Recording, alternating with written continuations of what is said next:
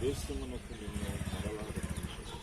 నేను నీతో చెప్పినది నెరవేర్చే వరకు నిన్ను విడువలను చెప్పగా యాకోబు నిద్ర తెలిసి నిశ్చయముగా యెహోవా ఈ స్థలముందన్నాడు. అది నాకు తెలియకపోయిననుకుని భయపడి, ఈ స్థలము ఎంతో భయంకరం, ఇది దేవుని మందిరమే కానీ వేరొకటి కాదు, పరలోకపు గవని ఇదే తెల్లవారి దానిని స్తంభముగా నిలిపి దాని కొనం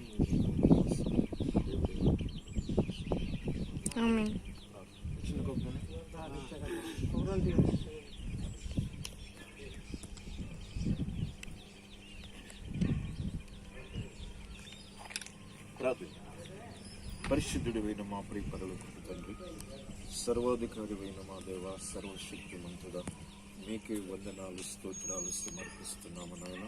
మీ కృపలో మమ్మల్ని అందరినీ కూడా మీరు కాపాడిన తండ్రి, మీకు వందనాలు నాయన. ఇశ్రాయేలులను కాపాడేవాడు కొడుకడు నిద్రపోడు అని చెప్పిన రీతిగా మా మంచి కాపరిగా మీరు మాకందరికీ మీ తోడుగా ఉండి మీ కృపలో మమ్మల్ని బలపరిచిన తండ్రి, మీకు వందనాలు సమర్పిస్తున్నాం ప్రభువా.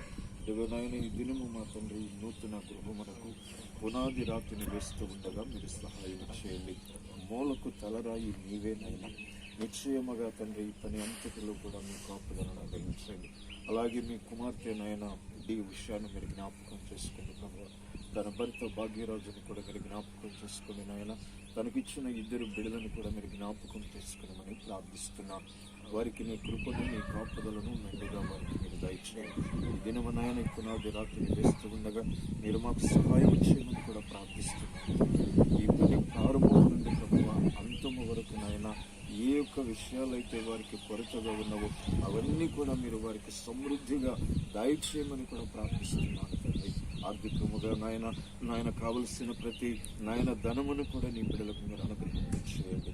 మీరు ప్రారంభించినది మొదలు అంతము వరకు కూడా నీ యొక్క నామములో ప్రతిదీ సమకూర్చి మేలు కొరకు జరుగుటకు సహాయం చేయండి.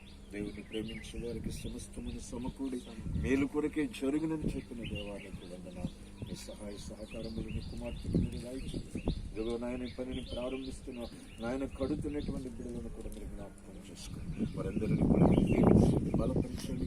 అలాగే తల్లిదండ్రులను కూడా మీ చేతుల్లో సమర్పిస్తున్నా. అలాగే నాయన వారి అక్కగారిని బావగారిని కూడా మీ చేతుల్లో సమర్పిస్తున్నా. అలాగే నాయన వారి తమ్ముని మరుదులను కూడా మీ